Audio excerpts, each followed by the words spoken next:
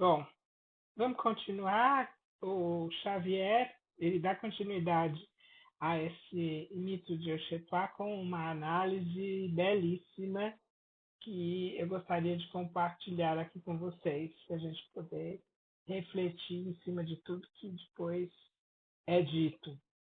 Ele fala: este mito contém todas as prerrogativas, a força da oralidade, a relação que a oralidade tem com o sagrado, o Ser Supremo, a oralidade como veículo capaz de gerar cenários novos, a preservação pela oralidade das diversas dimensões que constituem a cosmogonia iorubá e suas relações dinâmicas com a Terra e a humanidade.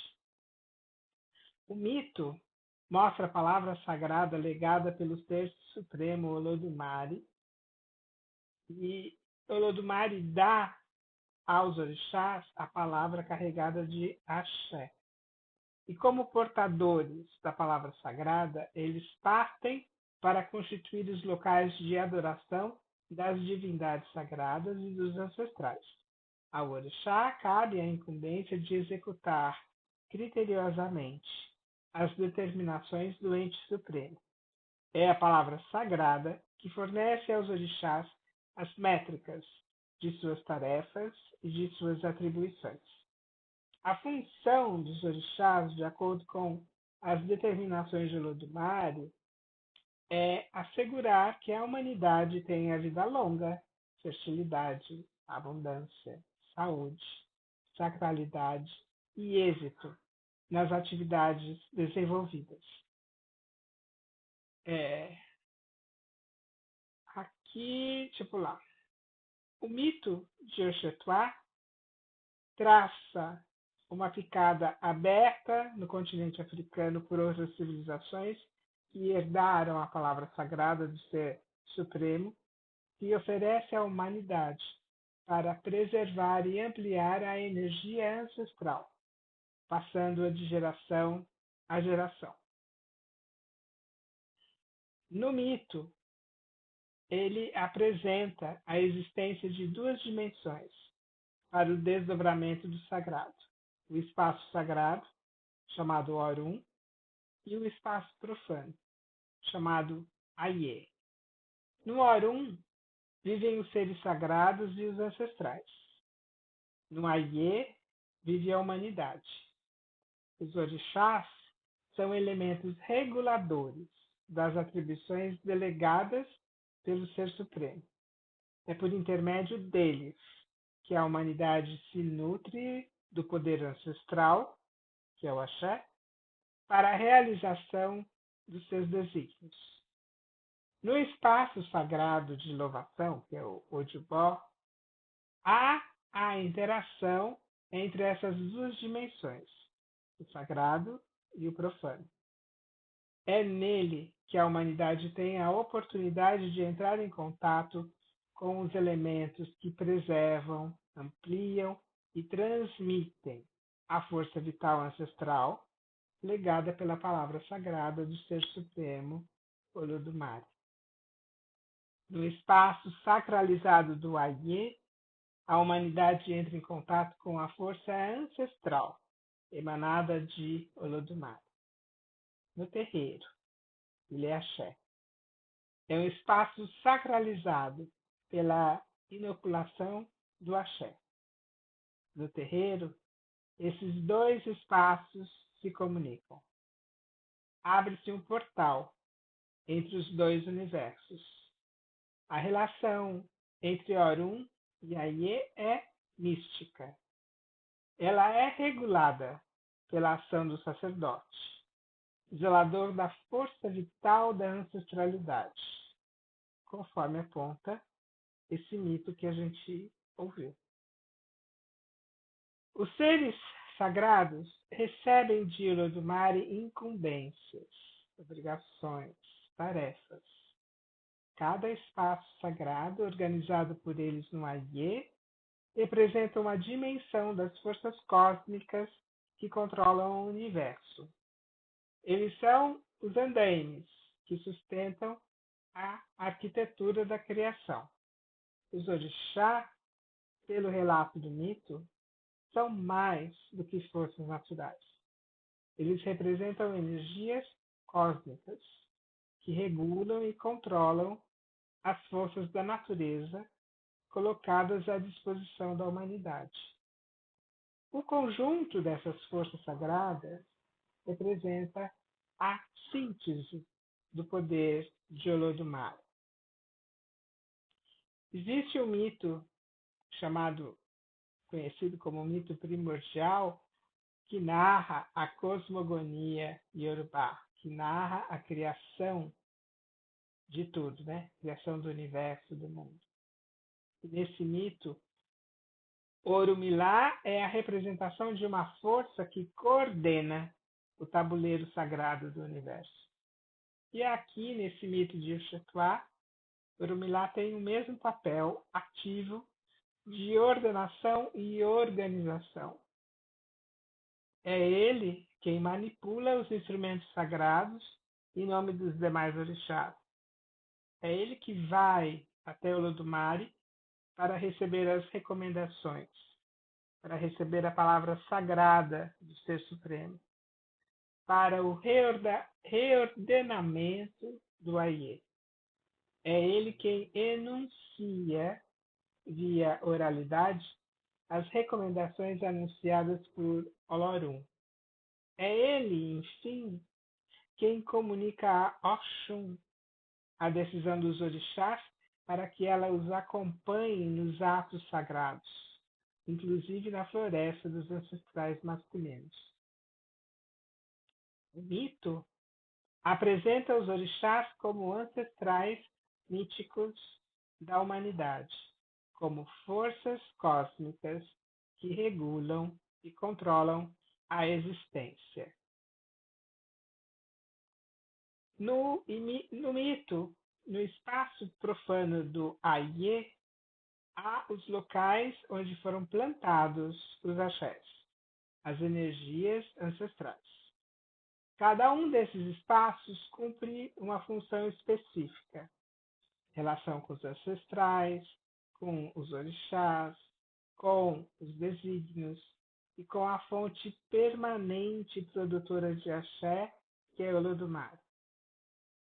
No interior do mito, há também a projeção do corpo sacerdotal que regulará essa relação.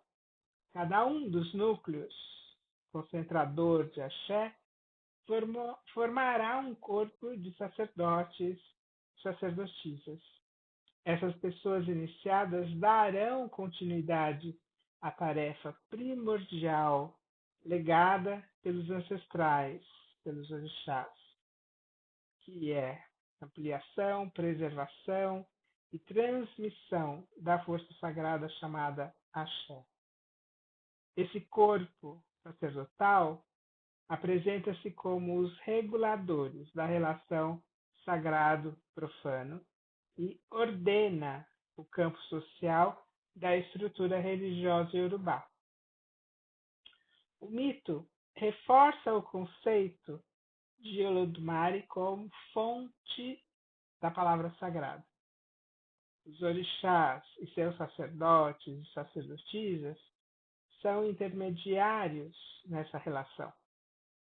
O processo de aprendizado se dá pela transmissão da palavra sagrada do ancião para o aprendiz. No papel de enciclopédia da existência está Olodumare, o sênior que comunica sua experiência às novas gerações. No papel de ouvintes interessados estão os orixás. Esses papéis de um centro enunciador, a palavra sagrada, de um canal de transmissão, a oralidade, e de um receptor, ouvido interessado, serão incorporados pela civilização iorubá para perpetuar a tradição e transformar a transcendência, que é a dimensão cosmológica da civilização iorubá, em imanência, está ligado às formas de organização dos cultos e o sistema de adoração das forças sagradas iorubá. Essa mecânica será reproduzida pela sociedade iorubá como sistema de transmissão dos saberes ancestrais para as novas gerações, tanto no âmbito do sagrado, palavras capazes de despertar a energia ancestral, como no âmbito profano, que está ligado à preservação dos conceitos de identidade, do legado histórico e dos mecanismos de regulação social. No mito, nós vamos encontrar também as equivalências universais que balizam a organização dos complexos religiosos, não só na África, mas em todos os quadrantes onde a religião aportou. Nós temos o sistema de divinação, o sistema de iniciação religiosa e a estrutura panteônica das forças cósmicas reguladoras da existência. No mito, fica evidente que o sistema divinatório, e não adivinhatório, divinatório, é o sistema de descoberta dos desígnios da humanidade e dos orixás. Logo no início, relata-se que os babalaôs dos tempos imemoriais manipularam um oráculo para as divindades. A manipulação do sistema divinatório revela o desígnio do consulente, que no momento de crise, aí vamos comparar ao mito, quando a palavra sagrada de Olodumare não provocava mais efeito desejado, nesse momento de crise, há a manipulação dos instrumentos sagrados de Ifá, e por aí se revela o procedimento a ser seguido pelos orixás. Mais tarde, quando nasce a criança Oxetuá, Orúmila realiza a manipulação do sagrado e este revela os desígnios do 17º entre os orixás anciãos. O nome dado a ele apresenta a sua vocação ante a existência e a criação. Oxum, ao enunciar o nome de seu filho, provoca uma ação para que as forças cósmicas que controlam o universo e que propiciaram o seu nascimento conspirem em favor da realização do destino de Oxutuá. A palavra repercute em todas as dimensões do universo e forma o cenário desejado. E embutido no seu nome, pelo enunciado Akin, Achou, nós temos o significado do poderoso mago, do homem bravo dotado de um grande poder sobrenatural. Em todos os momentos em que há a manipulação sagrada do oráculo, ele é divinatório. Ele revela a singularidade contida no destino de cada um dos orixás e membros da humanidade. Esse conceito de revelador dos desígnios manteve-se no coração das práticas divinatórias do oráculo, tanto no complexo Nagô, como no Jeje, no Fon e em outros complexos.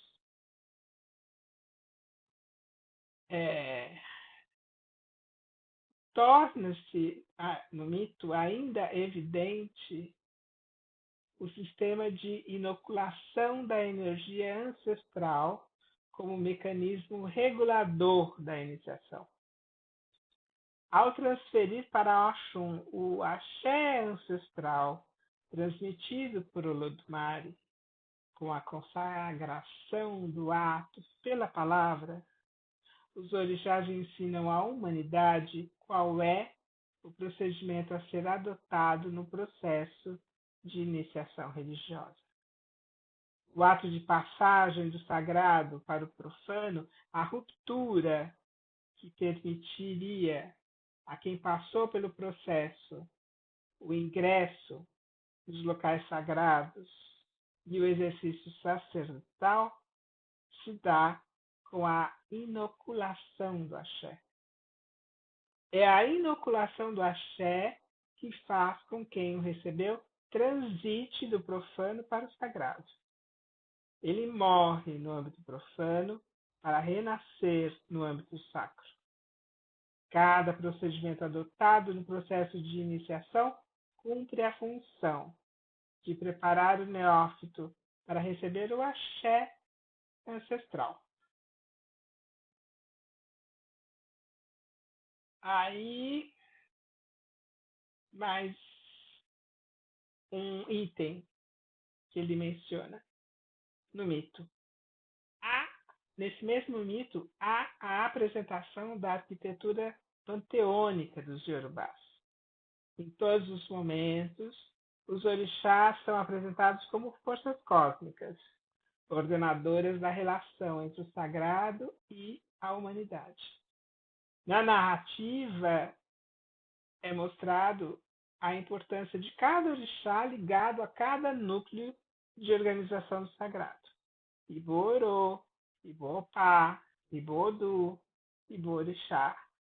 O 17º dos elementos do panteão, o Xetuá, é a síntese do poder do axé de todos os orixás reunidos. Ele reúne os poderes distribuídos por Olodumare para cada uma das divindades. Oxum é o veículo de reorganização do axé ancestral legado pelo Ser Supremo.